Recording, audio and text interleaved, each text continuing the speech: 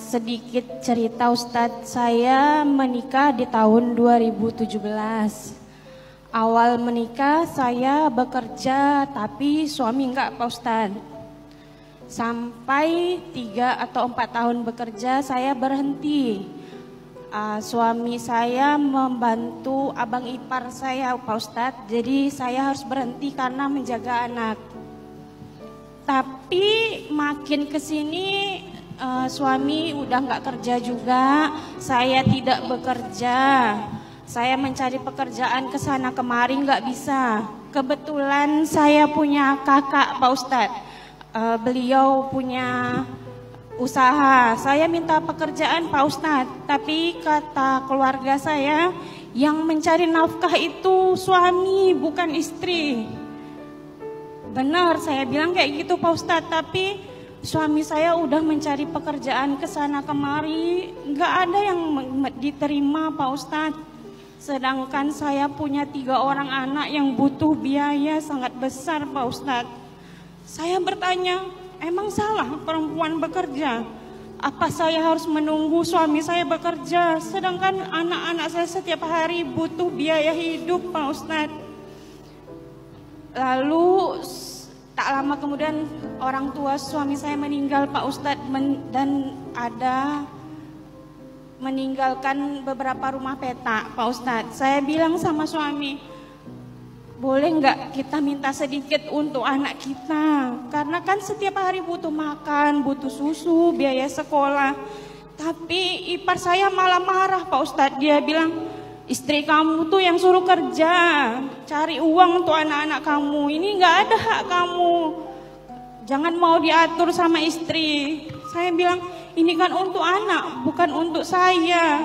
Kadang saya mau menyerah Pak Ustadz, saya bilang, mungkin rumah tangga kita ini nggak cocok, makanya kehidupan kita sulit sampai sekarang Pak Ustadz. Jadi saya mau bertanya Pak Ustadz, apa ada yang salah? Apakah seorang istri salah bekerja dan mencari uang untuk anak-anaknya Pak Ustadz? Para suami, jangan lemah ya. Tegar dan kuat. Memang kalau ditanya, nafkah itu yang wajib siapa? Suami. Jadi kalau Mbak bertanya, istri boleh nggak bekerja? Boleh. Tapi dengan syarat, ada 3 kata para ulama. 1, seorang istri boleh bekerja dengan syarat tidak melalaikan kewajibannya dia sebagai istri dan ibu bagi anaknya.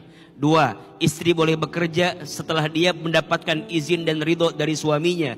3, istri boleh bekerja asalkan pekerjaannya yang tidak menimbulkan fitnah untuk dirinya. Tapi ingat, ketika istri punya penghasilan dan ngasih ke rumah tangga, itu bukan kewajiban, tapi itu kebaikan. Kewajiban nafkah melekat pada siapa? Suami. Maka suami harus kuat. Suami harus tegar.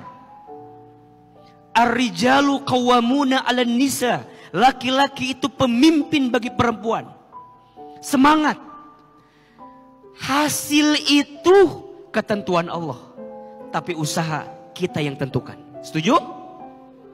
Nahnu bitakhyir, wallahu bitakdir. Tugas kita hanya ikhtiar, hasilnya Allah yang menentukan. Tolong catat 3 amalan yang bisa merubah rizki lebih baik. Ada berapa? 3 amalan. 1, sholat. 1 apa? Sholat. Rumusnya, yang wajib dijaga, yang sunnah ditambah. Yang wajib sudah pada hafal dan tahu. Kasih ya, 2 sholat sunnah yang bisa merubah rizki lebih cepat. 1 tahajud, 2 duha. 1 apa? Tahajud, duha. Teman-teman, jangan tinggalin tahajud ya. Belajar bangun di sepertiga malam. Sholat tahajud itu sholat sunnah yang keutamaannya tidak dimiliki oleh sholat yang lain. Hanya tahajud. 1, orang yang ahli tahajud diangkat derajatnya. 2, orang yang ahli tahajud ditolong oleh Allah dari setiap kesulitannya. 3, orang yang ahli tahajud ditunjukkan jalan keluar dari setiap apapun yang memberatkannya. Dan yang keempat, orang yang ahli tahajud dijaga oleh Allah dari setiap keburukan. Keterangannya di Quran surat Al-Isra ayat 79 sampai 82. Dan itu melekat pada orang yang ahli tahajud. Yang kedua, sholat duha. Barang siapa yang tidak tertinggal minimal 4 rakaat sholat duha setiap hari di waktu pagi, maka Allah cukupkan kebutuhannya. Satu apa? Sholat. Wajib dijaga, sunnah ditambah. Yang sunnah tahajud duha. 2, sedekah. Apa? Sedekah. Ada sedekah yang sangat disukai oleh Nabi, bahkan mengundang doanya malaikat. Sedekah apa? Sedekah subuh di waktu pagi. Ma min yaumin tusbihul ibadu illa malakani yanzilani. Tidak ada satu pagi hari pun yang datang kepada seorang hamba kecuali 2 malaikat turun di waktu pagi. Malaikat yang pertama berdoa kepada Allah, Allahumma a'ti munfiqan khalafa. Ya Allah, berikanlah kepada orang yang berinfak ganti yang lebih baik. Dan yang kedua, Allahumma a'ti mumsikan talafa. Ya Allah, binasakan orang yang pelit. Pelitnya minta ampun gak mau sedekah, binasakan dia dengan harta yang dia miliki. Mbak, sedekah. Dan sedekah gak harus materi. Senyum sedekah. Mbak, jangan lupa bahagia ya. Senyum ya. Jangan cemberut terus. Orang yang sering mengeluh rezekinya jauh. Status hari Selasa.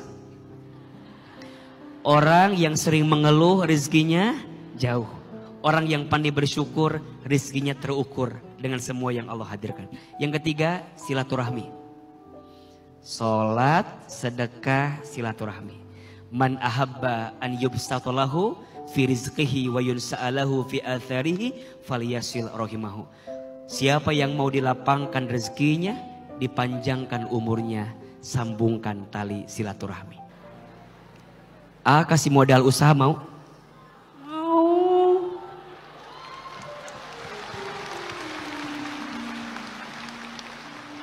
Izin ya, nanti teman-teman tolong catat ya. Nanti Ahilman kasih 1 juta buat Mbak ya.